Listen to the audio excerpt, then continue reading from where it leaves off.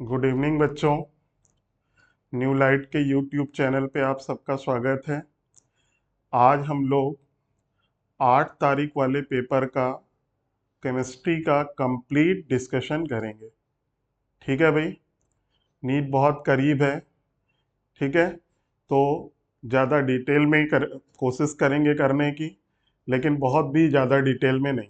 ठीक है, ओके बेटा, चलिए स्टार्ट करते हैं क्वेश्चन नंबर 51 से। ठीक है, चलिए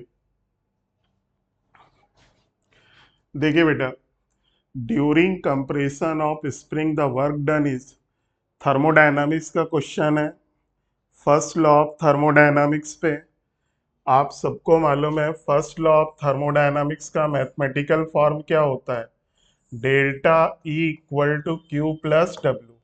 देखिए क्वेश्चन बहुत बहुत आसान होता है फर्स्ट लॉ पे, केवल साइन कन्वेंशन मेन चीज है। ठीक है, याद रखिए, heat taken by the system plus given by the system minus work done on the system plus work done by the system minus. अब देखिए यहाँ पर work done is 10 kilo joule, तो देखिए work done is 10 kilo joule, यानी work done on the system है। तो बोलो बेटा W क्या लोगे आप? +10 पहले बेटा, ठीक। और बेटा 2 kilo joule is cap to the surrounding, system से सराउंडिंग में हीट जा रही है, लॉस हो रहा है, तो ये बेटा क्या होगा? माइनस। तो डब्ल्यू बेटा यहाँ पर प्लस है, क्यू माइनस है। और एक चीज और बेटा, यूनिट का ख्याल रखिएगा, वर्क डन और हीट की यूनिट सेम होनी चाहिए, नहीं हो तो कन्वर्ट कर लीजिएगा, हालांकि यहाँ पर सेम है।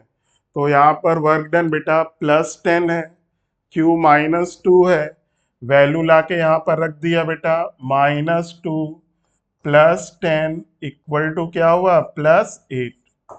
ठीक है, प्लस का सिंबल क्या बता रहा है? सिस्टम की इंटरनल एनर्जी बेटा नेट में बढ़ रही है। ठीक, तो आंसर हो गया बेटा फर्स्ट। चलिए उसके बाद question number 52।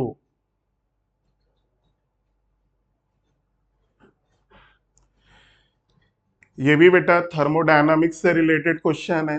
Gibbs energy change का एक फार्मूला दिया है। देखो आपको बेटा फार्मूला क्या दिया है? Delta G equal to A minus B into T. और आपको बेटा क्या याद है थर्मोडायनामिक्स में? Delta G equal to delta H minus T delta H. तो क्लियरली दिख रहा, ए किसके इक्वलेंट है? डेल्टा एच के। और बी किसके इक्वलेंट है? डेल्टा एच के।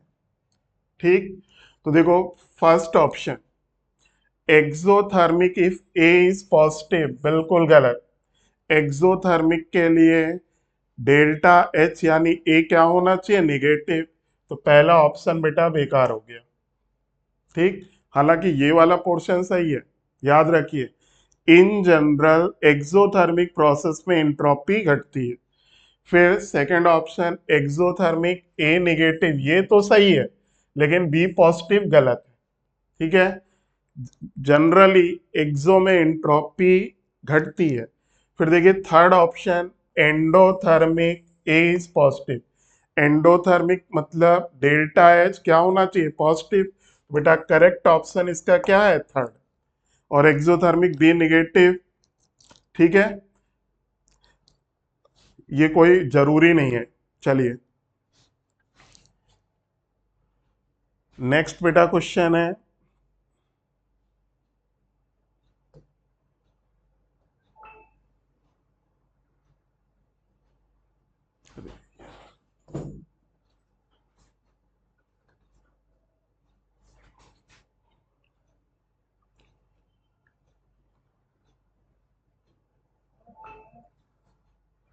Question number 53।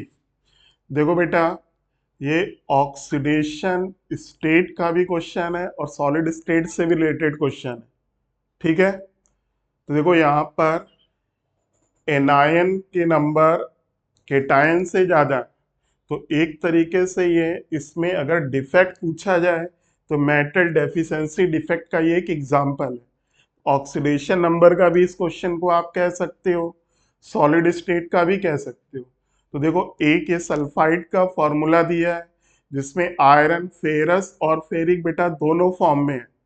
फेरस और फेरिक का रेशियो पूछ रहा, तो बहुत आसान है। मान लीजिए फेरस आयन के फेरस वाले नंबर बेटा कितने हैं, एक्स। तो बोलो बेटा फेरिक आयन कितने होंगे, 7 - x। और आपको यहाँ कॉन्सेप्ट क्या यूज करना है, किसी भी कंपाउंड में ऑक्सीडेशन नंबर का सम ऑलवेज 0 होता है। तो देखो बेटा आउट ऑफ 7 फेरस आयन आपने क्या माना, x।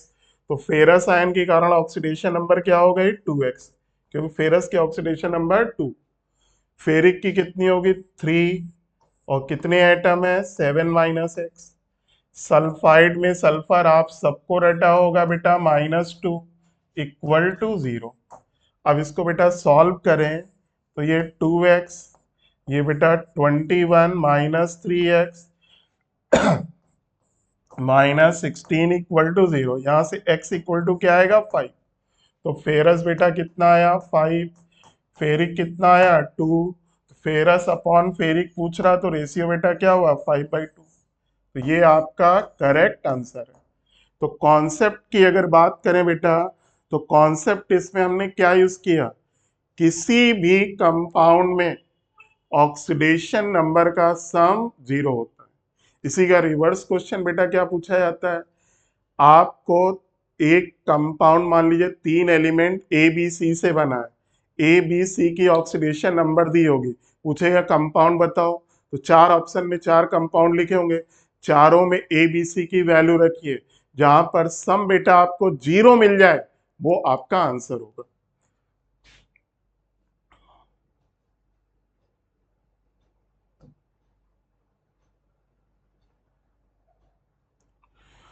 उसके बाद बेटा ये भी सॉलिड स्टेट का है। और देखो बेटा ऐसे ही क्वेश्चन इस बार आने के ज्यादा चांसेस हैं, ठीक है। टोटल एनसीईआरटी की लाइन बाय लाइन है, कुछ चीजें बाहर की भी होंगी। विच of the following statement regarding defect in crystalline solid is correct, Scotty defect exists in non-ionic substance and does not affect density of solid। बेटा पहली बात नॉन आयनिक में नहीं, आयनिक में होता है NaCl में। फिर डेंसिटी को अफेक्ट करता है, सबको मालूम है स्कॉटी डिफेक्ट के कारण डेंसिटी घटती है। बेटा इस पॉइंट को पढ़ लीजिएगा, रट लीजिएगा, हालांकि एनसीईआरटी में लाइन नहीं लिखी है, ठीक है, लेकिन ध्यान रखिएगा एनसीईआरटी में बहुत कुछ नहीं भी लिखा है। जैसे अगर आप देखोगे तो जो आयनिक सॉलिड की टेबल है वो नहीं दी हुई है, आयनिक सॉलिड की डिटेल नहीं दी है, लेकिन क्वेश्चन बेटा पूछा जाता है, ठीक है ना। तो बेटा इस पॉइंट को याद कर लीजिएगा, यही आपका आंसर है। फ्रैंकल डिफेक्ट में क्या होता है बेटा, लाइक चार्जेस पास पास आ जाते हैं, जिसके कारण डाई इलेक्ट्रिक कांस्टेंट, जिसको आप हिंदी में बोलते हो परावैद्युतांक, जो फिजिक्स में पढ़ते हो, वो बेटा बढ़ जाता है। फिर थर्ड ऑप्शन गलत है, इंट्रोडक्शन ऑफ सिलिकॉन में देखिए बेटा क्या डाल रहे हो, एल्यूमिनियम, कम वैलेंसी का डाल रहे हो, तो पी टाइप का सेमीकंडक्टर प्रोड्यूस होगा, ना कि एन टाइप। फिर फॉर्मेशन ऑफ वुस्टाइट, वुस्टाइट मतलब Fe.93O1। तो देखो बेटा एनायन 1 है, केटायन 0.93 है, तो ये बेटा मेटल डेफिशिएंसी डिफेक्ट है, ना कि मेटल एक्सेस। तो फोर्थ ऑप्शन भी बेटा आपका गलत है। तो करेक्ट आंसर आपका सेकंड है। और इसको बेटा आप याद रखिएगा, फ्रैंकल डिफेक्ट में डेंसिटी में कोई इफेक्ट नहीं आता, नो चेंज, लेकिन डाई इलेक्ट्रिक कांस्टेंट बढ़ता है। और ये भी याद रखिए चाहे स्कॉटी डिफेक्ट हो या फ्रैंकल, डिसऑर्डर बढ़ता है, एंट्रोपी बढ़ती है और स्टेबिलिटी घटती है।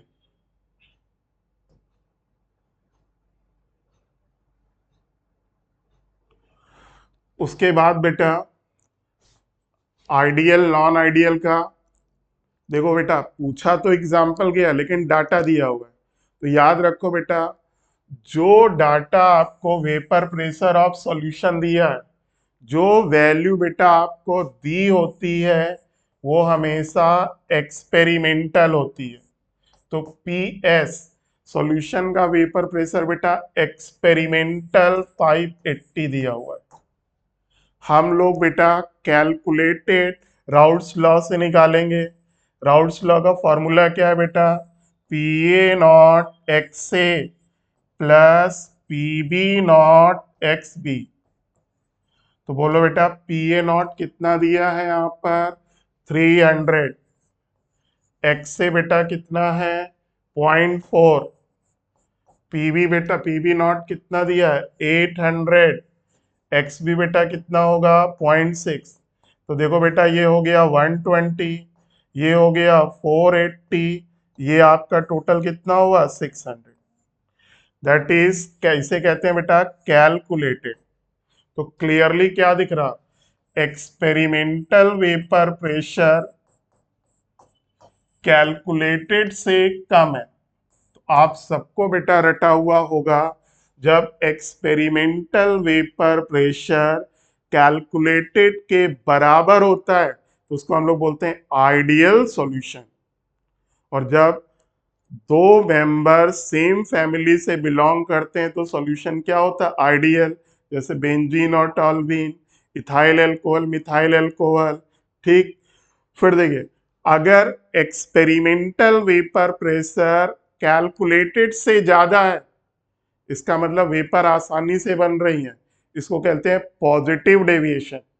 और जब एक्सपेरिमेंटल वेपर प्रेशर कैलकुलेटेड से कम होता है तो उसको बेटा बोलते हैं निगेटिव डेविएशन। तो इनडायरेक्ट वे में आपसे पूछा गया निगेटिव डेविएशन का एग्जाम्पल बताइए। और बेटा ये सबको रटा होगा, एनसीईआरटी में भी एग्जाम्पल दी हुई है। क्लोरोफॉर्म और एसीटोन किसका एग्जाम्पल है नेगेटिव डेविएशन का? क्योंकि इसका ऑक्सीजन और इसका हाइड्रोजन हाइड्रोजन बॉन्डिंग बना लेते हैं, जिससे वेपर में जाने की टेंडेंसी घटती है, वेपर उम्मीद से कम बनती है, इसलिए डेविएशन बेटा निगेटिव। और याद रखो निगेटिव डेविएशन में वेपर प्रेशर कम, बॉइलिंग पॉइंट ज्यादा होता है। बाकी ये आपका आइडियल है, ये आपका आइडियल है, और ये आपका पॉजिटिव डेविएशन है। नेक्स्ट क्वेश्चन बेटा,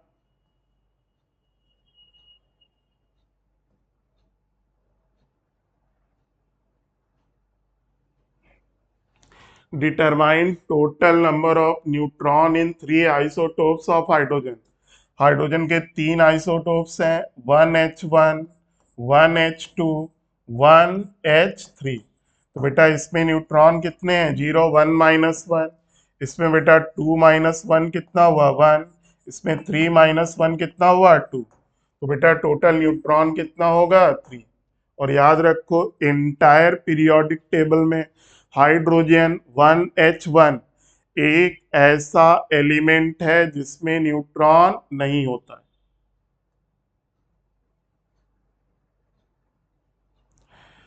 नेक्स्ट बेटा, limiting molar conductivity of NH4OH मतलब इनफाइनाइट डाइल्यूशन पर, यानी जब एक वीक इलेक्ट्रोलाइट स्ट्रॉन्ग इलेक्ट्रोलाइट की तरह बिहेव करता है। नंबर वन, इनफाइनाइट डाइल्यूशन का मतलब वीक इलेक्ट्रोलाइट स्ट्रॉन्ग इलेक्ट्रोलाइट की तरह बिहेव करता है, और आयन के बीच में कोई फोर्स ऑफ अट्रैक्शन नहीं होता। आयन की वेलोसिटी मैक्सिमम होती है, कंडक्टेंस मैक्सिमम। तो देखो बेटा आपके इलेक्ट्रोलाइट में दो आयन कौन से हैं? NH4 और OH। और आपके 3 इलेक्ट्रोलाइट स्ट्रॉन्ग दिए कौन से हैं? NH4Br, KBr और KOH।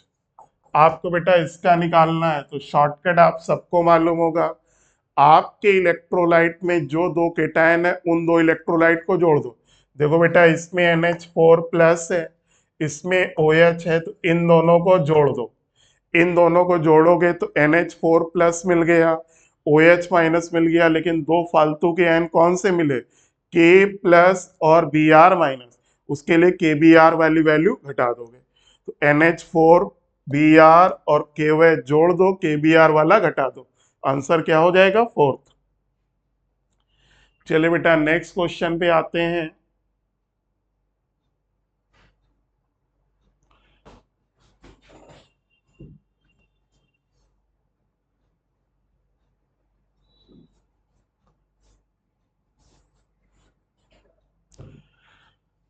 Consider the half cell reduction reaction. देखो बेटा यहाँ पर एक प्लस का सिंबल छूट गया है, ठीक है। आपको दो रिडक्शन पोटेंशियल दिए हैं, कैसे पता चला? ऑक्सीडेशन नंबर, नहीं ये वाला बेटा रिडक्शन है, ये वाला ऑक्सीडेशन है। ई नॉट दी निकालना है, तो बेटा आप सबको मालूम होना चाहिए ई नॉट कंप्लीट सेल का क्या होता है, E naught oxidation half plus E naught reduction half. E naught oxidation और ई नॉट रिडक्शन बेटा रिप्रेजेंट करना आना चाहिए। ऑक्सीडेशन देखो में क्या हो रहा, M N double plus M N triple plus में, तो बेटा E naught M N double plus oblique M N triple plus. और रिडक्शन में बेटा क्या हो रहा, M N double plus E naught M N double plus बेटा किस में कन्वर्ट हो रहा, एम एन जीरो कह लो या एम एन कह लो।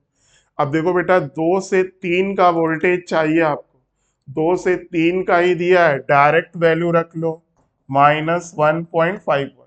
अब आपको देखो 2 से 0 का चाहिए, 2 से 0 का ही दिया हुआ है, डायरेक्ट वैल्यू रख लो बेटा। इसको आप जोड़ोगे तो कितना आएगा, -2.69 वोल्ट। निगेटिव वैल्यू क्या रिप्रेजेंट कर रही बेटा, रिएक्शन नॉन स्पॉन्टेनियस है, यानी फिजिबल नहीं है।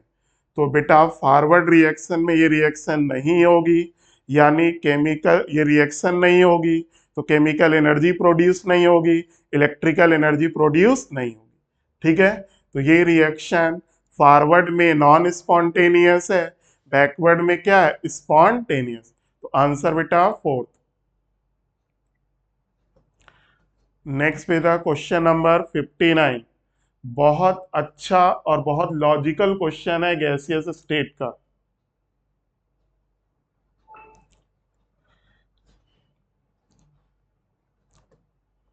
केवल बेटा कॉन्सेप्चुअल क्वेश्चन है।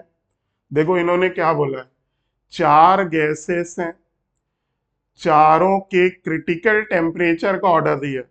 याद रखो बेटा, जिस गैस का क्रिटिकल टेम्परेचर जितना ज्यादा होता है वो गैस उतनी आसानी से लिक्विड में कन्वर्ट होती है, ठीक है ना, उतनी आसानी से लिक्विड में कन्वर्ट होती है। बेटा गैस को लिक्विड में कन्वर्ट करना है तो हम प्रेशर अप्लाई करते हैं, तो जो गैस आसानी से लिक्विड में कन्वर्ट होगी उसके लिए हमें कम प्रेशर लगाना पड़ेगा, और जो गैस आसानी से लिक्विड में कन्वर्ट नहीं होगी उसमें हमें ज़्यादा प्रेशर लगाना पड़ेगा। तो जिसका क्रिटिकल टेम्परेचर सबसे ज़्यादा उसके लिए अप्लाइड प्रेशर सबसे कम, और जिसका क्रिटिकल टेम्परेचर सबसे कम अप्लाइड प्रेशर सबसे ज्यादा। तो टीबी देखो बी का क्रिटिकल टेम्परेचर सबसे ज्यादा, ठीक है ना, तो बी के को लिक्विड में कन्वर्ट के लिए प्रेशर हमें सबसे कम लगाना पड़ेगा। और देखो ई का क्रिटिकल टेम्परेचर सबसे कम है, ई में हमको सबसे ज्यादा प्रेशर लगाना पड़ेगा। और बेटा एक क्रिटिकल टेम्परेचर से रिलेटेड क्वेश्चन आपको एडजॉर्प्शन में पूछा जाता है। जैसे यही 4 गैस मान लो, आपसे कह रहा है 1 ग्राम चारकोल पर चारों को पास किया गया, 1 ग्राम चारकोल ले लिया 4 वेसल में, चारों गैस पास की, कहां पर एडजॉर्प्शन सबसे ज्यादा होगा, तो याद रखो जिस गैस का क्रिटिकल टेम्परेचर जितना ज्यादा होता है उस गैस का एडजॉर्प्शन एक गिवन अमाउंट ऑफ एडजॉर्बेंट पे सबसे ज्यादा होता है। तो याद रखिएगा जिस गैस का क्रिटिकल टेम्परेचर जितना ज्यादा एडजॉर्प्शन उतना ज्यादा, और यहाँ पर जिस गैस का क्रिटिकल टेम्परेचर जितना ज्यादा वो गैस उतनी आसानी से लिक्विड में कन्वर्ट होगी, अप्लाइड प्रेशर लिक्विड में कन्वर्ट करने के लिए बेटा सबसे कम होगा।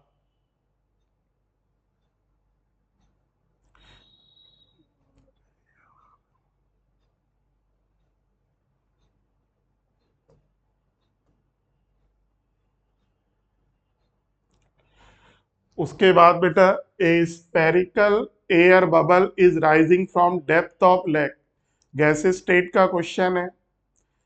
बेटा लेक के बॉटम से एक एयर बबल ऊपर आ रहा है, ठीक है ना, वॉल्यूम चेंज पूछ रहा। तो देखो बेटा, डेप्थ की कंडीशन इधर लिख ले रहे हैं, सरफेस पर इधर। तो देखो बेटा, डेप्थ पर प्रेशर P1 P है, मान लो बेटा वॉल्यूम V1 V है, और टेम्परेचर T1 T है, ठीक है। ये डेप्थ की कंडीशन है, टेम्परेचर T है, प्रेशर P है, वॉल्यूम हमने मान लिया अभी। देखो बेटा, जब वो सरफेस पर आया तो प्रेशर बेटा कितना हो गया, P/4, ठीक। टेम्परेचर बेटा कितना हो गया, डबल 2T। और बेटा मान लो वॉल्यूम V2 आपका निकाल लीजिए। तो कुछ नहीं, सिंपल आइडियल गैस इक्वेशन लगा लीजिए, P1 V1 upon T1 equal to P2 V2 upon T2। तो देखो बेटा, यहाँ पर P लिखा, यहाँ पर V लिखा, यहाँ पर T लिखा। यहाँ पर P2 बेटा कितना है, P/4, V2 को V2 रखो, और ये बेटा आपका 2T, कैंसिल कर दो सब। तो आपका बेटा V2 कितना आया, 8V, ठीक। अब देखो बेटा, ये स्पेरिकल दिया हुआ है, ठीक है ना। तो वॉल्यूम बेटा 8 गुना हो गया, इनिशियल वॉल्यूम V1 कितना था, V 4/3 पाई R1 का क्यूब कह लो। V2 बेटा कितना है, 8V, यानी 8 इंटू 4/3 पाई R2 क्यूब। अब बेटा इसको आप डिवाइड कर दो, V2 अपॉन V1 निकालो। तो देखो बेटा, V2 अपॉन V1 निकालोगे, या आप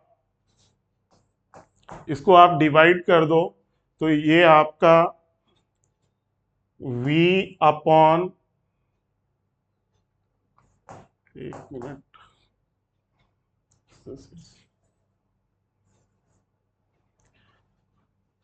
आप इसको डिवाइड करो, तो बेटा R2 अपॉन R1, R2 का क्यूब अपॉन R1 का क्यूब बेटा 8 आएगा। तो R2 अपॉन R1 बेटा कितना आएगा, 2। यानी बेटा रेडियस, सरफेस पर रेडियस बॉटम की बेटा 2 टाइम्स है, जस्ट डबल हो गई। और बेटा डबल का मतलब क्या होता है, 100%। फिर से देखिए, डेप्थ की ये कंडीशन है, सरफेस की ये कंडीशन है। हमने आइडियल गैस इक्वेशन लगाकर पहले सरफेस पर वॉल्यूम निकाल लिया, सरफेस पर वॉल्यूम 8 टाइम्स है, स्पेरिकल है तो वॉल्यूम को आप क्या लिख सकते हो, 4/3, बॉटम वाले को 4/3 पाई R1 क्यूब, सरफेस वाले को 8 टाइम्स कर दिया, डिवाइड कर दिया, डिवाइड से क्या मिला, R2 अपॉन R1 2, यानी रेडियस सरफेस पर बॉटम से डबल हो रही है। और आप सबको मालूम है डबल का मतलब परसेंटेज में बेटा कितना होता है, 100%।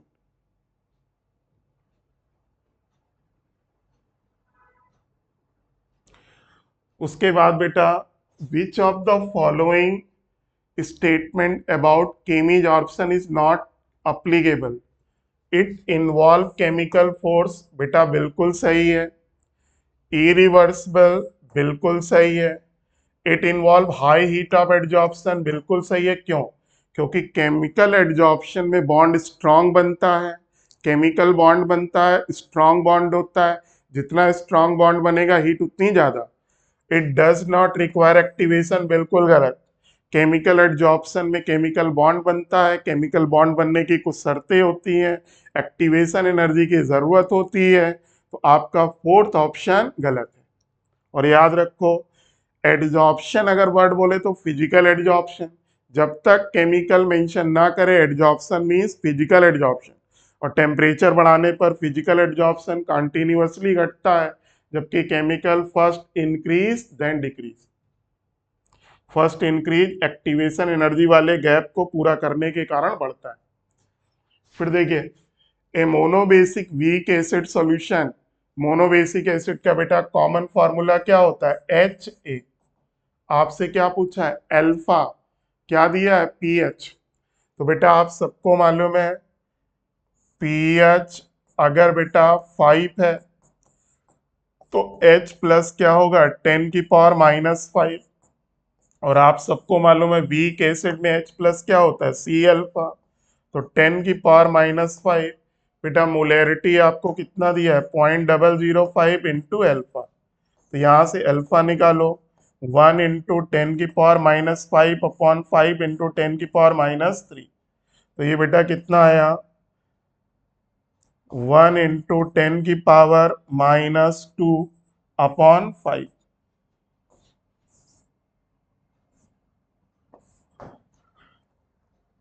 इसको और सॉल्व करोगे तो 2 इंटू 10⁻⁻ बेटा कितना आएगा? -3। ये अल्फा है, लेकिन बेटा इन्होंने क्या पूछा है? परसेंटेज। तो परसेंटेज अल्फा के लिए आप क्या करोगे? 100 का मल्टीप्लाई करोगे। 100 का मल्टीप्लाई करोगे तो बेटा क्या आएगा? 2 इंटू 10⁻⁻1 0.02।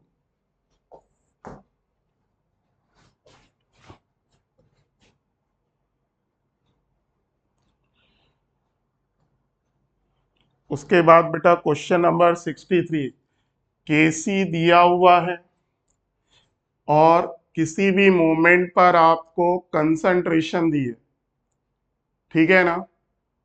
आपसे क्या पूछा है? रिएक्शन की डायरेक्शन। देखो बेटा यहाँ पर, देखो बेटा जब भी रिएक्शन दी हो, फिजिकल स्टेट मेंशन ना हो, ऑलवेज अपनी ओर से गैस लेना। डेल्टा एन जी बेटा इसका क्या है? 0। तो यहाँ वॉल्यूम की कोई मतलब नहीं है, ठीक है। आप बेटा इसका क्यू निकालो, जब भी डायरेक्शन निकालनी है, केसी दिया है, क्यू निकालो। तो यहाँ से बेटा क्यू का फॉर्मूला क्या होगा? Z² upon X into Y, ठीक।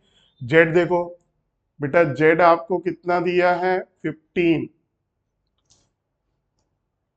X Y Z 15। 15 को बेटा 5 से डिवाइड कर दो, 15/5, इसका स्क्वायर हो गया। एक्स बेटा कितना है? 5/5। और ये बेटा कितना है? 10/5। तो बेटा ये कितना हो गया? 15/5, 3 का स्क्वायर 9, और ये बेटा 1, ये बेटा 2। तो बेटा ये कितना आया? 4.5, ठीक है ना। क्यू क्या हो गया? Z² upon X plus Y. आपका Z 15 को 5 से डिवाइड कर दो, 3 का स्क्वायर 9, इसको 5 को 5 से डिवाइड करोगे 1, 10 को 5 से डिवाइड करो तो क्लियरली बेटा क्या दिख रहा? Q ग्रेटर देन किसी है। और आप सबको बेटा रटा होगा Q इक्वल टू केसी क्या होता है? इक्विलिब्रियम। Q लेस देन केसी क्या होता है? फॉरवर्ड। फॉरवर्ड का दूसरा नाम स्पॉन्टेनियस यानी फेवरेबल। Q ग्रेटर देन केसी बैकवर्ड, अनफेवरेबल यानी नॉन स्पॉन्टेनियस। तो रिएक्शन किधर मूव करेगी? बैकवर्ड।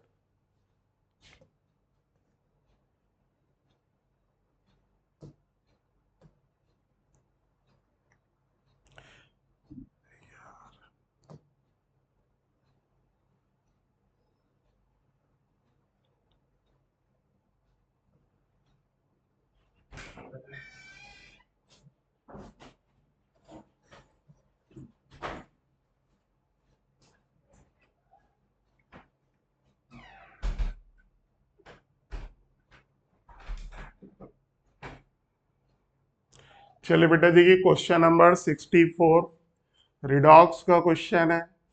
आप सबको मालूम है ClO4 माइनस HClO4 का निगेटिव पार्ट है। ऑक्सीडेशन नंबर इसमें Cl की कितनी है? +7, हाईएस्ट है। और बेटा हाईएस्ट ऑक्सीडेशन स्टेट में केवल एक रास्ता होता है ऑक्सीडेशन नंबर घटाने का, तो ये फर्दर इंक्रीज नहीं कर सकता, केवल डिक्रीज। यानी ये बेटा केवल ऑक्सीडाइजिंग एजेंट का काम कर सकता है, रिड्यूसिंग का काम नहीं कर सकता, तो बेटा ये डिसप्रपोर्शन रिएक्शन नहीं देगा। इनकरेक्ट पूछा है, तो इनकरेक्ट क्या होगा? फर्स्ट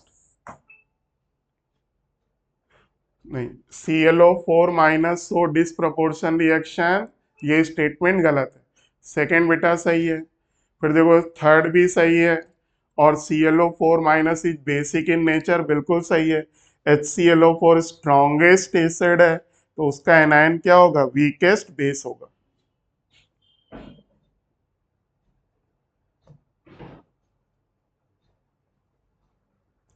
तो ClO4- डिसप्रपोर्शन रिएक्शन नहीं देता है।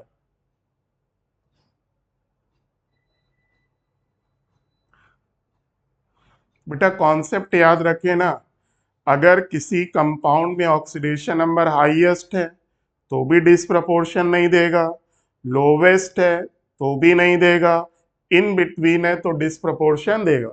जैसे हाइड्रोजन पर ऑक्साइड में ऑक्सीजन की क्या है? -1, डिसप्रपोर्शन देगा क्योंकि इन बिटवीन -2 एंड +2 है। अब देखो बेटा ये भी रिडॉक्स का है।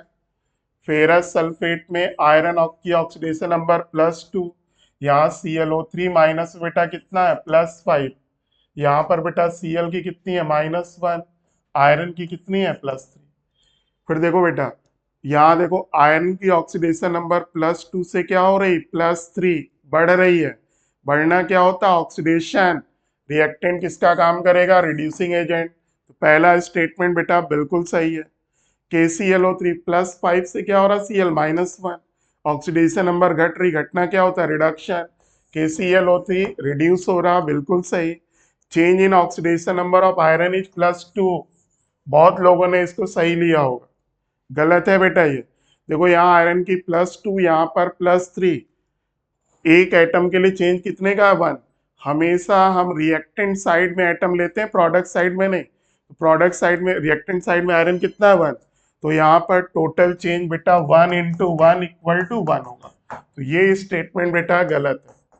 फिर change in oxidation number of Cl is +6, बिल्कुल सही है। इधर +5, इधर -1, चेंज है +5 -1 कितना होगा? +6। तो बेटा फर्स्ट, सेकेंड एंड फोर्थ, तीन स्टेटमेंट सही है, तो आंसर हो गया third.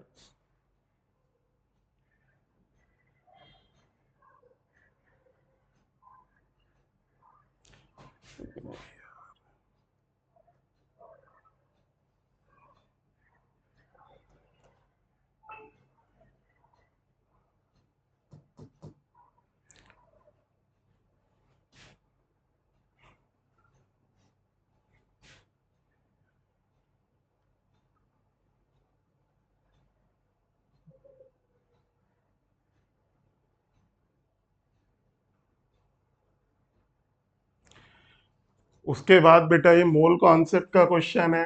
20 gram of magnesium carbonate sample decompose on heating, MgCO3 second group का कार्बोनेट है, डिकम्पोज होने पर टूट जाएगा, क्या प्रोड्यूस करेगा? MgO and CO2।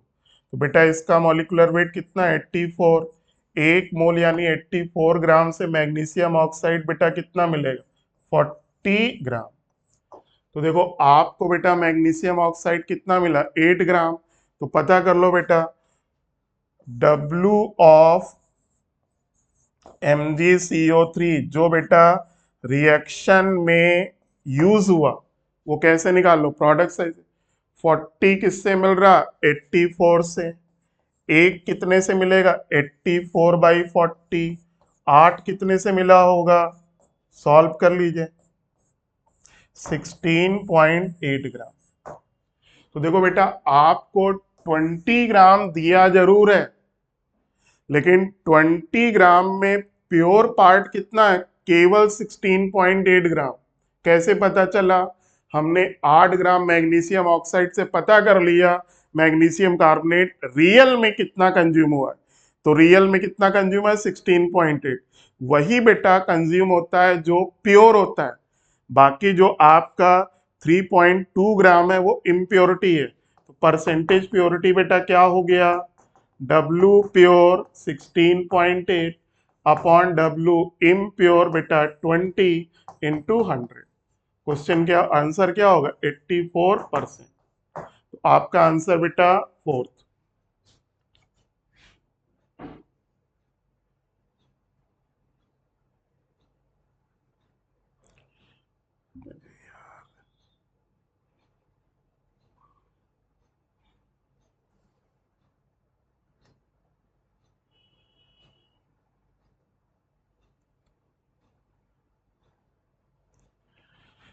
फिर ये भी बेटा मूल कॉन्सेप्ट का ही कह सकते हो, concentration of glucose in blood is 0.9 ग्राम पर लीटर। बेटा बस इसका मतलब समझिए, 1 लीटर सॉल्यूशन में ग्लूकोज के ग्राम कितने हैं 0.9। मोलैरिटी निकालना है, direct formula molarity mass of solute into 1000 upon molar mass 180। Volume बेटा कितना है 1 लीटर। तो ये बेटा कितना हुआ 9/1800। ये हो गया बेटा 2। ये हो गया 5 × 10⁻³ 0.005। Answer third.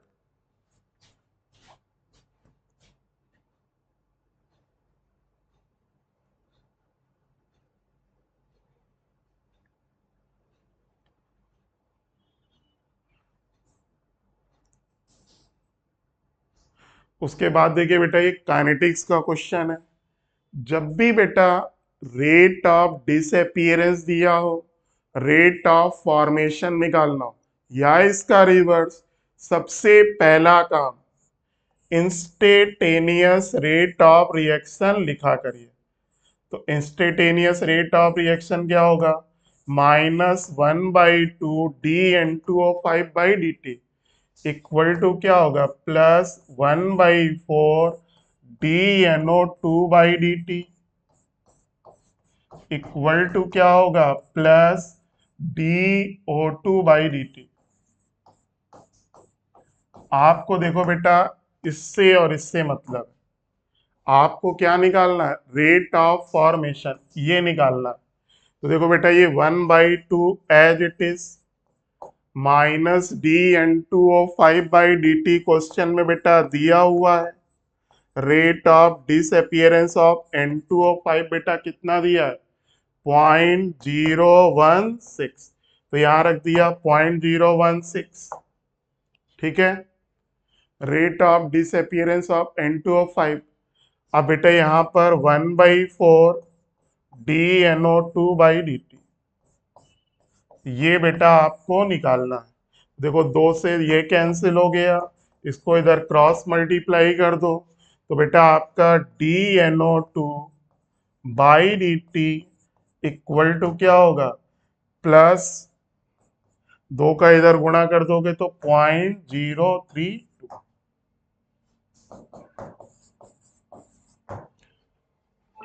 बस यहां पर एक बात ध्यान रखना, सबसे पहला काम इंस्टेंटेनियस रेट ऑफ रिएक्शन लिखिए, और जो रेट ऑफ डिसअपीयरेंस या फॉर्मेशन आपको दिया उसमें यूनिट देखिएगा। कंपैरिजन बेटा तभी पॉसिबल है जब यूनिट मोल पर लीटर में होना चाहिए कंसंट्रेशन।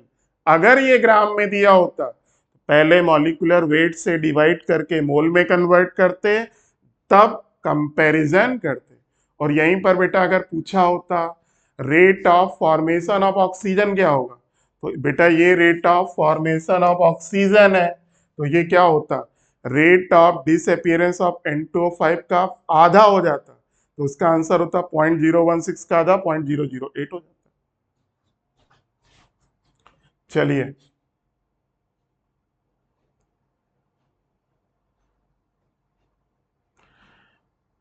तो देखिए आईपीएसी सिस्टम का क्वेश्चन है, how many type of functional group are present in compound.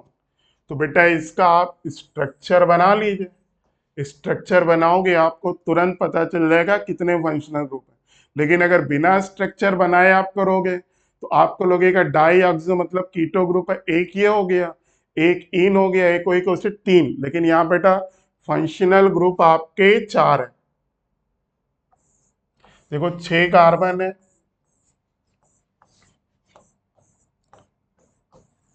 Oic acid है, एक नंबर पे आपका COOH हो गया।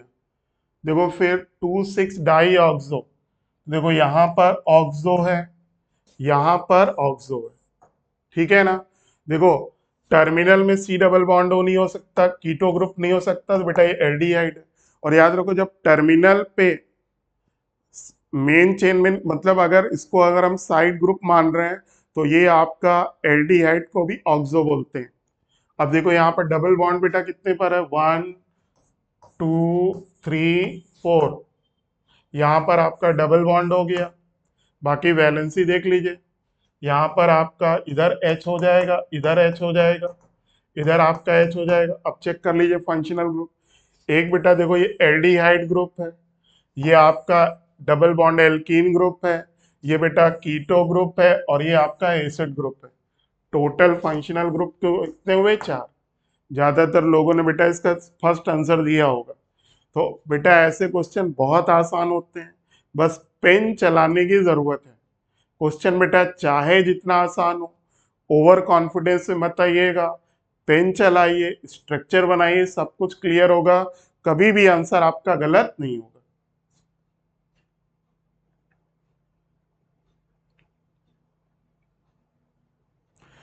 फिर बेटा ये कह रहे हैं electrophile used in Friedel craft alkylation, सबको बेटा रटा होगा।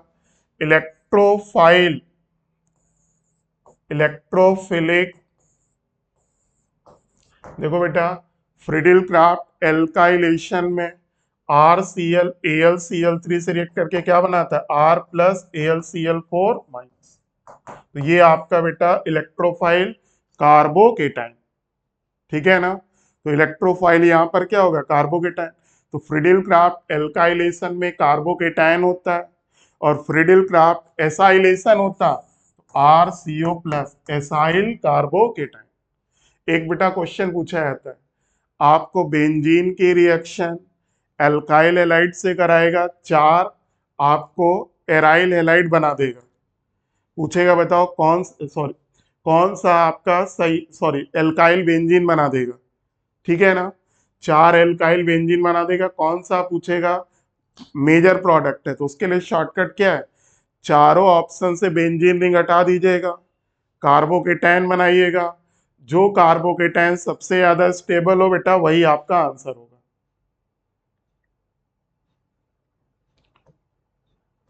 उसके बाद बेटा question number 71, compound which can not form chain isomer. तो देखो बेटा पहला चेन आइसोमर बनाएगा, और इसका चेन आइसोमर क्या होगा, 2 मिथाइल, 2 नंबर पे आप CH3 जोड़ दीजिए लाके।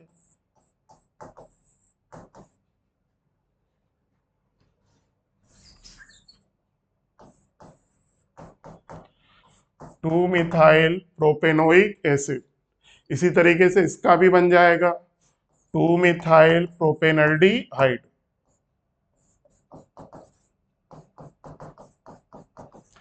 लेकिन बेटा इसका चेन आइसोमर पॉसिबल नहीं है, क्योंकि यहाँ पर आप कार्बन की चेन छोटी नहीं कर सकते, इसको इधर ले जाओगे तब भी इधर से नंबरिंग हो जाएगी।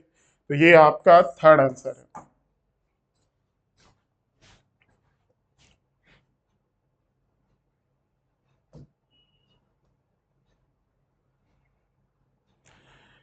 फिर बेटा विच रिएक्शन इज इनकरेक्ट, बहुत आसान है, सबको रटा होगा।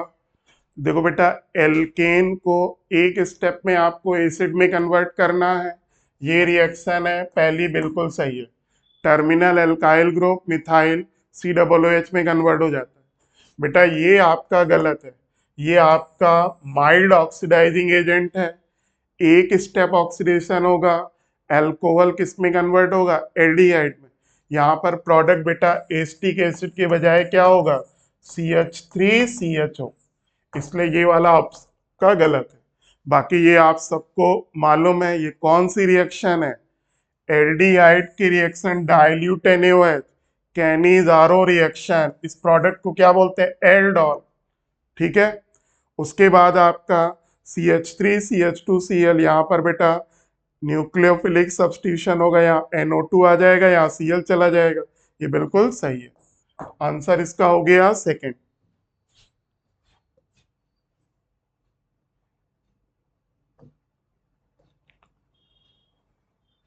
उसके बाद बेटा विच कंपाउंड इज एरोमेटिक। बेटा एरोमेटिक पहचानना हो या एंटी एरोमेटिक, तीन कंडीशन कॉमन है। कंपाउंड या ion should be planar, should be cyclic, और आपका कॉन्जुगेटेड हो। और एरोमेटिक के लिए क्या जरूरी है, 4n+2 पाई इलेक्ट्रॉन, जहाँ n कहाँ से शुरू होता है, 0 से, यानी 2 पाई इलेक्ट्रॉन हो, 6 हो, 10 हो। और अगर 4, 8, 12 है तो एंटी एरोमेटिक। तो आपका देखो बेटा, यहाँ पर पाई इलेक्ट्रॉन कितने हैं, 4, यहाँ पर भी कितने हैं, 4, यहाँ पर भी कितने हैं, 4, यहाँ पर देखो ये नाइट्रोजन के पास लोन पेयर है 2, देखो ये कॉन्जुगेशन में है, तो पक्की बात है ये काउंट होगा 2, 4, 6। तो ये आपका बेटा क्या है, एरोमेटिक। बाकी इन सब में 4 पाई इलेक्ट्रॉन है तो एंटी एरोमेटिक।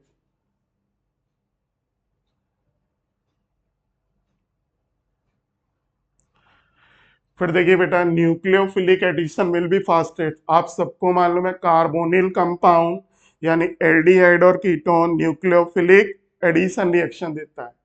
और बेटा न्यूक्लियोफिलिक एडिशन फास्टेस्ट कहाँ पर होगा, जब कार्बोनिल कार्बन पे पॉजिटिव चार्ज का मैग्नीट्यूड ज्यादा से ज्यादा हो।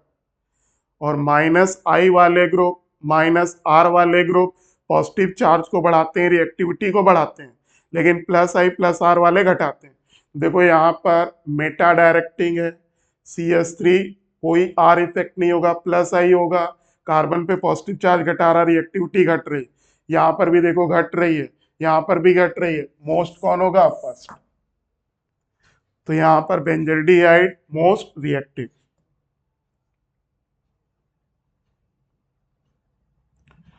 उसके बाद बेटा फिनॉल की रिएक्शन ब्रोमीन से in presence of non polar solvent CH2। देखो बेटा अगर ये CH2 ना लिखा होता तो आप सबको रटा है प्रोडक्ट क्या होता, 2,4,6 ट्राई ब्रोमोफिनॉल। लेकिन जब बेटा हमें मोनो सब्स्टिट्यूटेड प्रोडक्ट चाहिए होता है तो हम लोग कार्बन डाइसल्फाइड की प्रेजेंस में रिएक्ट करते हैं, आर्थो भी बनता है और पैरा भी। आंसर हो गया आपका 4।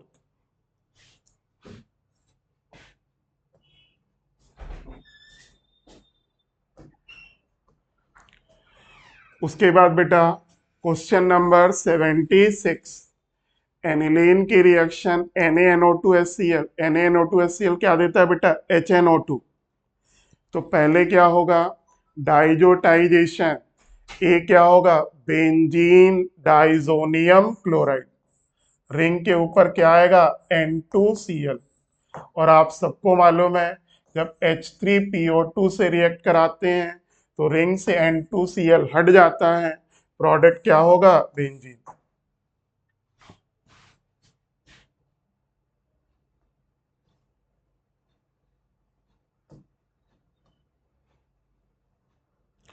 उसके बाद बेटा in which reaction gas is not release. तो आप सबको मालूम बेटा एलिफेटिक एल्कोहल हो, सोडियम से रिएक्ट कराते हैं तो क्या बनता है, sodium ethoxide plus half hydrogen. वही चीज बेटा यहाँ पर भी होगी, यहाँ पर भी हाइड्रोजन रिलीज होगी, O-Na+, हाफ H2। लेकिन बेटा फिनॉल कोई ट्रू एसिड नहीं है, फिनॉल में लिटिल बिट एसिडिक कैरेक्टर होता है ड्यू टू फिनॉक्साइड आयन की स्टेबिलिटी के कारण, लेकिन वो इतना एसिडिक नहीं होता कि वो सोडियम बाइकार्बोनेट से रिएक्ट करे। सोडियम बाइकार्बोनेट कार्बोक्सिलिक एसिड से या जो एसिडिक कंपाउंड होते उनसे रिएक्ट करके CO2 प्रोड्यूस करती है। सोडियम बाइकार्बोनेट फिनॉल से रिएक्ट नहीं करता है, कोई गैस CO2 प्रोड्यूस नहीं होगी। लेकिन अगर यहाँ बेंजोइक एसिड होता तो CO2 प्रोड्यूस हो जाती।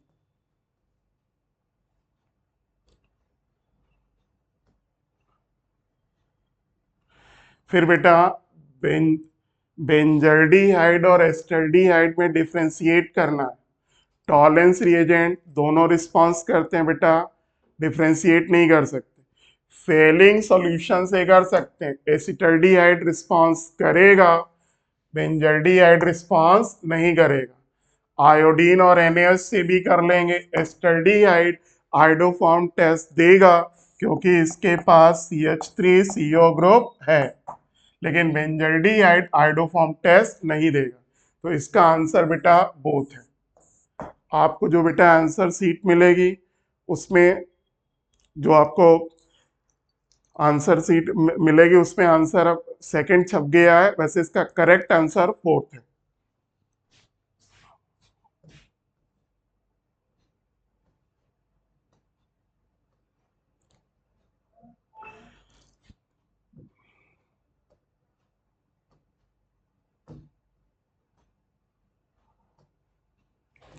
यार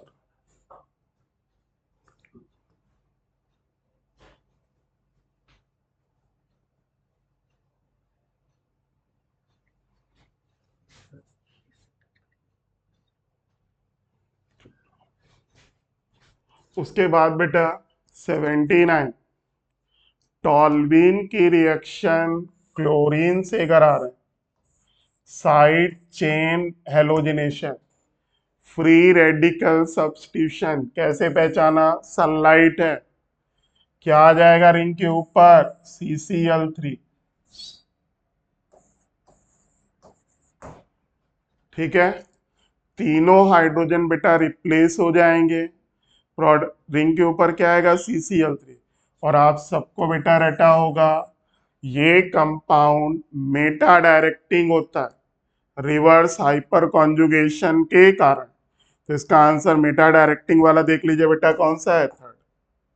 ठीक, देखो जब टॉल्वीन की रिएक्शन क्लोरीन से कराते हैं, एक हाइड्रोजन रिप्लेस होगा बेंजाइल क्लोराइड, दो रिप्लेस होगा बेंजल, तीन रिप्लेस होगा बेंजो ट्राई क्लोराइड। ठीक है, और अगर इसका हम नाइट्रेशन करेंगे तो क्या होगा? Electrophilic substitution. और बेटा CCl3 मेटा डायरेक्टिंग है, रिवर्स हाइपर कॉन्जुगेशन, मेटा पे NO2 आ गया। अगर यहीं पर लिखा होता फॉलोड बाय हाइड्रोलिसिस तो बेटा यहाँ पर 3 OH आते, वाटर निकलता, आंसर होता बेंजोइक एसिड।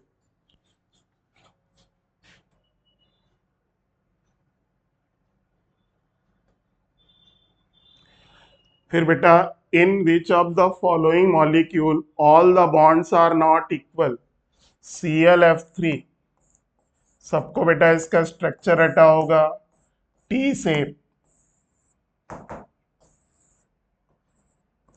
तो देखो बेटा ये जो इक्वेटोरियल वाला ये है और ये एक्सियल वाला है, इन दोनों की देखो, इन दोनों की तो बॉन्ड लेंथ सेम होगी, ये एक्सियल है ये इक्वेटोरियल है, तो दोनों की बॉन्ड लेंथ डिफरेंट। इसका आंसर फर्स्ट। BF3 में तीनों की बॉन्ड लेंथ बेटा सेम क्योंकि एक जैसे बॉन्ड है। AlF3 में बेटा तीनों के बॉन्ड सेम, NF3 में बेटा तीनों के बॉन्ड सेम। ठीक है ना, आंसर फर्स्ट, क्योंकि ClF3 में दो तरीके की बॉन्ड है, एक्सियल और इक्वेटोरियल, तो दोनों की बॉन्ड लेंथ डिफरेंट।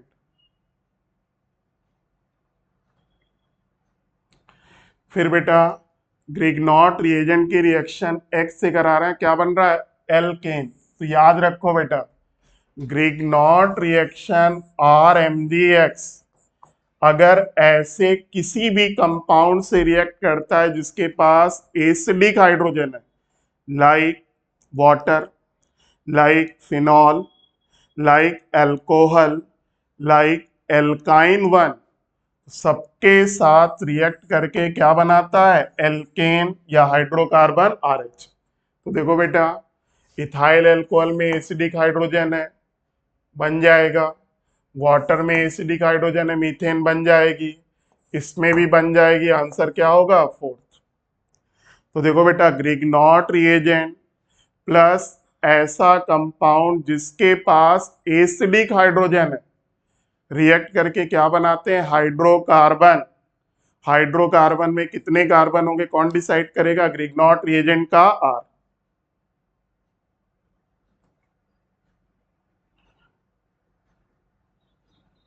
उसके बाद बेटा question number 82, correct order of rate of SN2 reaction.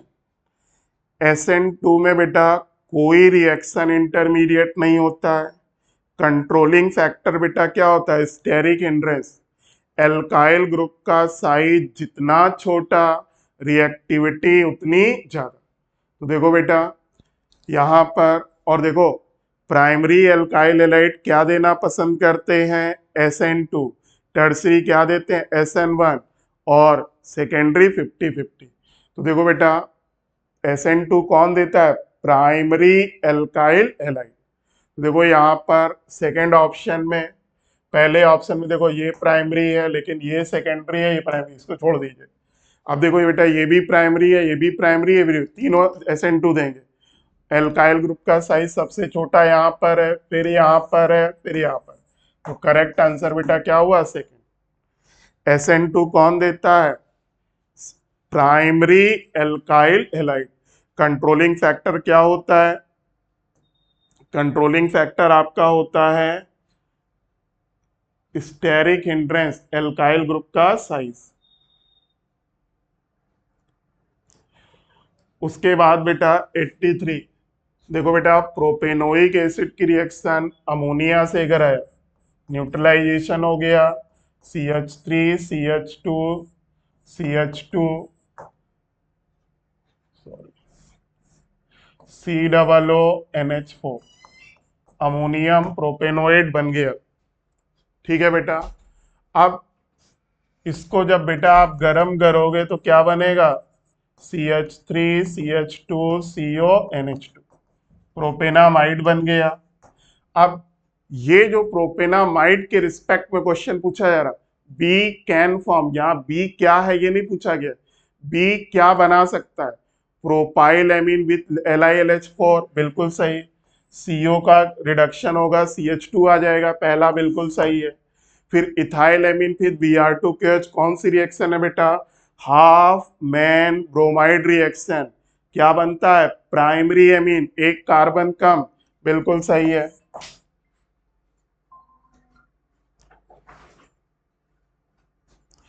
उसके बाद प्रोपेनोइक एसिड ऑन हाइड्रोलिसिस, बिल्कुल सही है। एमाइड हाइड्रोलिसिस पे क्या बनाते हैं, एसिड। एमाइड बेसिकली क्या है, क्या एसिड डेरिवेटिव है। एसिड डेरिवेटिव की हाइड्रोलिसिस करोगे तो करस्पॉन्डिंग एसिड मिल जाएगा, नो चेंज इन कार्बन। तो बेटा ऑल ऑफ द अबव सही है।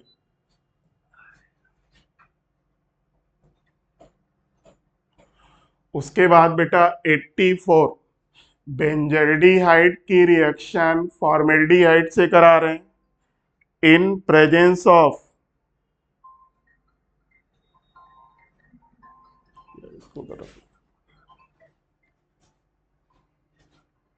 बेंजल्डिहाइड की रिएक्शन फॉर्मेल्डिहाइड से कॉन्सेंट्रेट एनएच।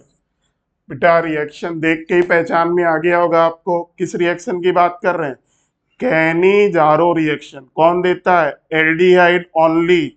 और कौन सा एल्डिहाइड देता है, जिसके पास अल्फा हाइड्रोजन नहीं होता।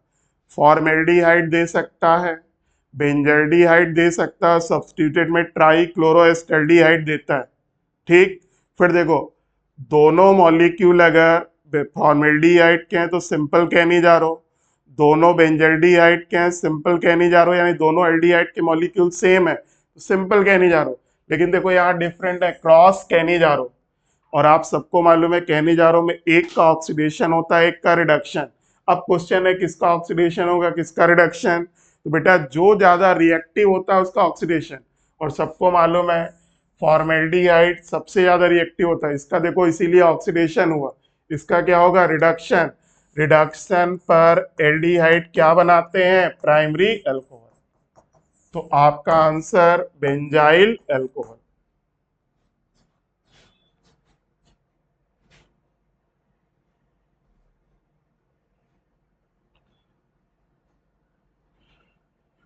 फिर बेटा 85, विच of the following which of the following correct for vapour face refining. तो देखो वेपर फेस रिफाइनिंग के लिए जो कंडीशन होती है, जो एनसीईआरटी में 3-4 कंडीशन दी है, वही एज इट इज लिखी हुई है, कोई चेंज नहीं है। सब ये एनसीईआरटी की एज इट इज लाइन है जो आपको याद रहनी चाहिए। वेपर फेस रिफाइनिंग के लिए metal should form volatile compound, फिर वोलेटाइल कंपाउंड्स इजीली डिकम्पोजेबल, ये भी स्टेटमेंट सही है। Van Arkel method Mond process are related to vapour phase, बिल्कुल सही है। मॉन्ड ऑर्कल से किसकी रिफाइनिंग होती है? निकल की।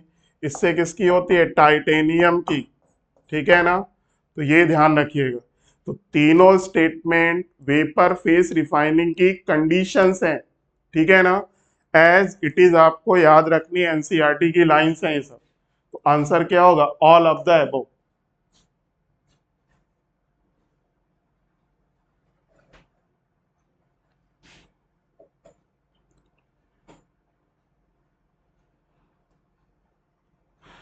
फिर बेटा 86, ये भी एनसीईआरटी की लाइन बाय लाइन का क्वेश्चन है। Choose the correct statement.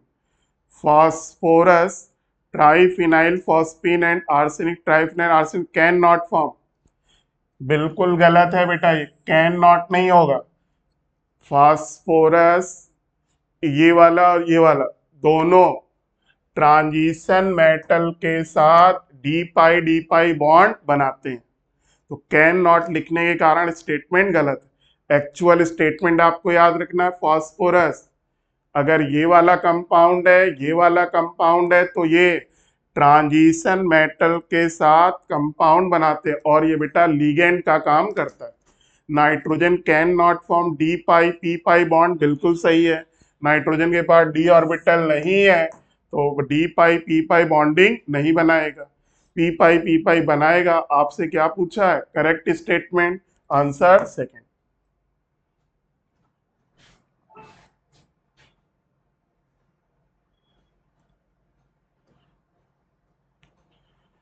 उसके बाद बेटा thermal decomposition of sodium azide, ये तो रटा होगा आपको। सोडियम एजाइड का फॉर्मूला Na N3, डिकम्पोज होगा तो बेटा ये बनाएगा सोडियम और नाइट्रोजन।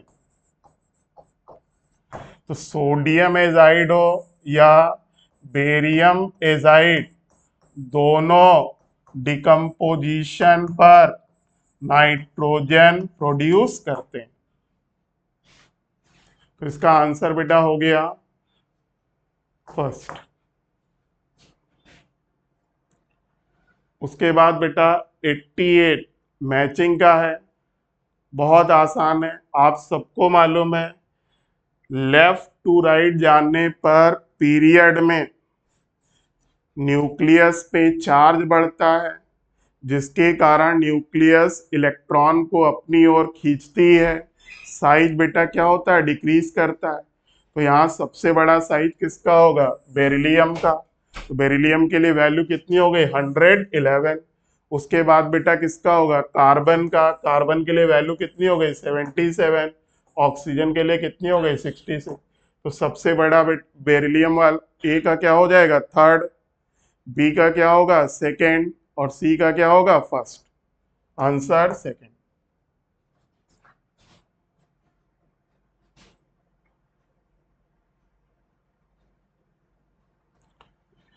फिर बेटा 89 oxidation state and covalency. Oxidation state निकाल लो। मान लीजिए बेटा एल्युमिनियम की एक्स है, क्लोरीन की क्या लोगे? -1। वाटर की बेटा क्या लोगे? 0। इक्वल टू क्या होगा? +2। एक्स बराबर +3। ऑक्सीडेशन स्टेट बेटा एल्युमिनियम की +3 है। और देखो यहाँ एल्युमिनियम से कितने लिगेंड जुड़े हुए हैं? 6। एक क्लोरीन 6 वाटर, तो कोवैलेंसी कितनी हो गई? 6। ठीक है ना, तो ऑक्सीडेशन स्टेट +3, कोवैलेंसी कितना? 6। ऐसा बेटा कोई ऑप्शन नहीं है, तो आंसर क्या हो गया? 4।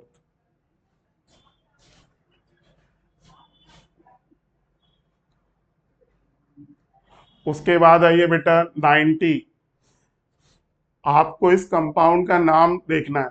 देखो बेटा आप सबको मालूम है सिल्वर की कॉमन ऑक्सीडेशन स्टेट क्या होती है? +1। आप देखो, चलो इस आयन पे पहले चार्ज निकाल लो, AgCN होल ट्वाइस। मान लो बेटा इस पे चार्ज +x है, तो देखो सिल्वर के क्या लोगे? +1। साइनाइड की क्या लोगे? -2। इक्वल टू क्या होगा? +x। तो x इक्वल टू क्या होगा? -1। अगर बेटा इस पर -1 है तो इस पे क्या आएगी? +1। ठीक है, तो क्या ऑक्सीडेशन दोनों जगह सिल्वर 1 में है। देखो दोनों जगह सिल्वर 1 में किस में दिख रहा है, पहले में या फोर्थ में। तो इसका करेक्ट आंसर क्या है, फोर्थ। डाई एमीन सिल्वर 1, इतने का नाम क्या हुआ, डाई एमीन सिल्वर 1। और देखो ये एनायन है, एनायन में नाम चेंज हो जाता है, डाई साइनेडो अर्जेंटेट 1। तो इसका आंसर हो गया फोर्थ। यहाँ मेन चीज है बेटा ऑक्सीडेशन। अब ये जो कोऑर्डिनेशन इस पेयर, इस पे चार्ज क्या होगा। तो आपको मालूम है सिल्वर ऑलवेज +1 मिलता है। तो देखो हमने एनायन वाले पे मान लिया चार्ज कितना है, x है। एनायन वाले पे चार्ज क्या मान लिया, x। देखो सिल्वर का मालूम है, साइनाइड का मालूम है, उससे x निकाल लिया। जितना इस पे निगेटिव होगा उतना उस पे पॉजिटिव हो जाएगा।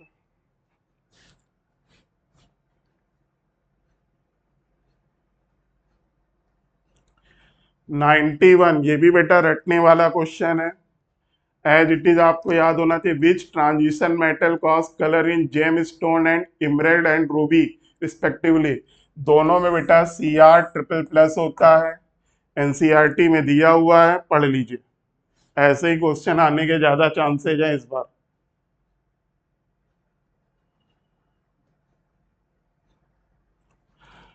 फिर the lattice energy order of lithium halide. Lattice energy बेटा सबको मालूम है कहाँ पर ज्यादा होती है, जहाँ आयनिक करेक्टर ज्यादा से ज्यादा होता है, कोवलेंट करेक्टर सबसे कम होता है, कम से कम होता है। तो बेटा यहाँ फजान रूल लगा लो, देखो सब में केटायन सेम है। तो पहले में एनायन क्या है, F-, फिर आपका Cl-, Br-, I-। तो यहाँ देखो एनायन का साइज आयोडाइड आयन सबसे बड़ा, पक्की बात है लिथियम आयोडाइड में कोवलेंट करेक्टर सबसे ज्यादा होगा, आयनिक करेक्टर सबसे कम होगा, और इसकी लैटिस एनर्जी सबसे कम। तो लैटिस एनर्जी सबसे ज्यादा किसकी होगी, जहां आयनिक character maximum, covalent character minimum, यानी lithium fluoride. Answer first.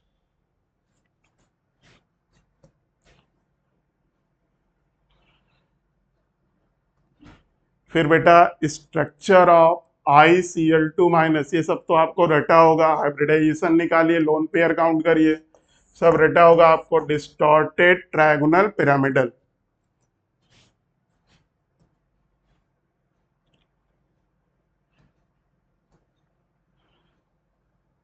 94, which of the following molecule ion does not contain unpaired electron। देखो बेटा आप सबको रटा है O2, O2 में कितने इलेक्ट्रॉन होते हैं, 16। Lone pair sorry unpaired electron कितने होते हैं, 2। ठीक है, π2px स्टार, जो एंटी बॉन्डिंग जो px वाले हैं 2px और 2py, उसमें 2 अनपेयर्ड इलेक्ट्रॉन होते हैं। यहाँ देखो बेटा 2 निगेटिव चार्ज है, तो 17-18 इलेक्ट्रॉन हो गए। इसमें बेटा सभी इलेक्ट्रॉन क्या होंगे, पेयर्ड होंगे।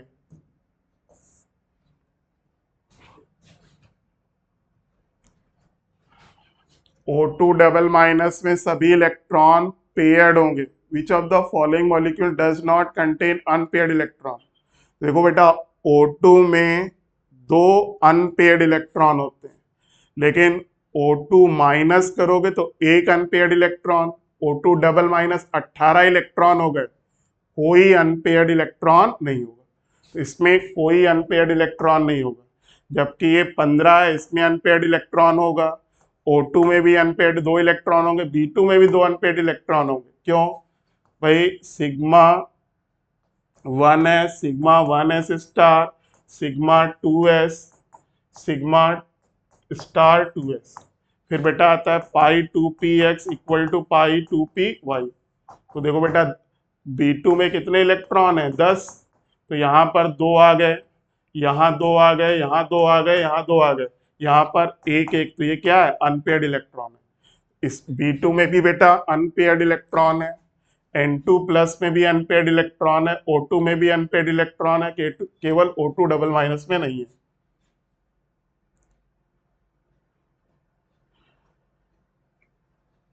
उसके बाद बेटा मैच द फॉलोइंग, ये सब तो आपको इस स्टेज पर एकदम रटा होगा। ClF3 टी शेप होता है, ठीक है ना। तो ये आपका ClF3 का हो गया फर्स्ट। CH3- बेटा क्या होता है, पिरामिडल, ठीक। I3 माइनस बेटा क्या होता है, लीनियर। HCF4 आपका होगा स्क्वायर पिरामिडल। ये सब आपको रटा होगा। 95 का क्या आंसर हो गया, ए का सेकेंड, फिर बी का फर्स्ट, तो आंसर हो गया third.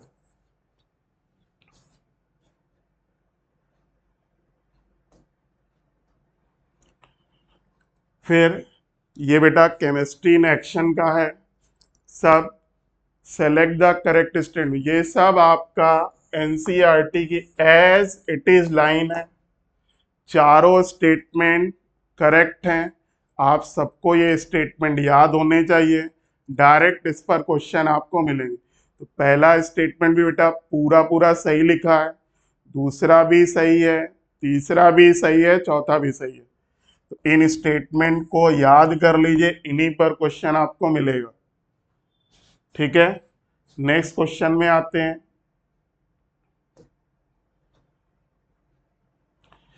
एक्रिलीन polymer is composed of monomeric unit, ये सब भी बेटा रटने वाले क्वेश्चन है। इसका आंसर एक्राइलोनाइट्राइल, ऑर्लॉन भी बोलते हैं इसको। 97 का सेकेंड।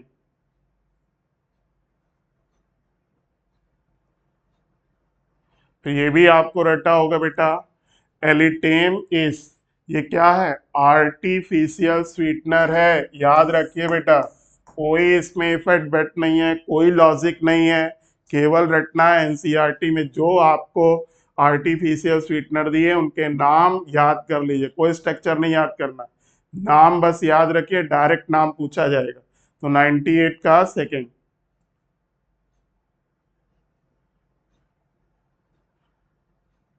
फिर बेटा which carbohydrate is reducing in nature, इसमें बेटा रिड्यूसिंग इन नेचर कौन है, लैक्टोज।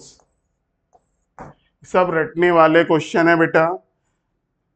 ये जो केमिस्ट्री नेक्शन है या फिर आपके कार्बोहाइड्रेट है, ये सब जितने आपके 7-8 साल में क्वेश्चन आए हुए हैं, रट डालिए, डायरेक्ट आपको क्वेश्चन मिल जाएंगे।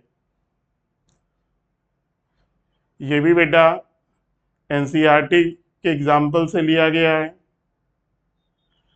Miss mist metal is alloy, is alloy consist of, क्या क्या रखता है ये। ठीक है बेटा, तो ये भी बेटा डाटा याद रखिए। एक्टिनाइड मेटल होता है इसमें 95%, और आयरन बेटा इसमें होता है 5%। तो ये जो आपके 96, 97, 98, 99 और 100 वाली प्रॉब्लम्स हैं, ये सब बेटा आपके रटने वाली प्रॉब्लम्स हैं। ये ज़्यादातर ऐसी ही प्रॉब्लम इस बार पूछी भी जाएंगी, और आपको ऐसी प्रॉब्लम गलत नहीं करना। तो एनसीईआरटी बेटा पढ़ लीजिए, वही एग्जाम्पल लीजिए जो एनसीईआरटी में लिखी हुई है, डायरेक्ट एनसीईआरटी से ही पेपर आपका आएगा। ठीक है बेटा, तो ये आपके आज के पेपर का डिस्कशन था जो 8 तारीख को होना है। ठीक है, तो ये आपका डिस्कशन हो गया। ठीक, तो चलिए आज का क्लास यही ख़त्म करते हैं। Okay, thank you.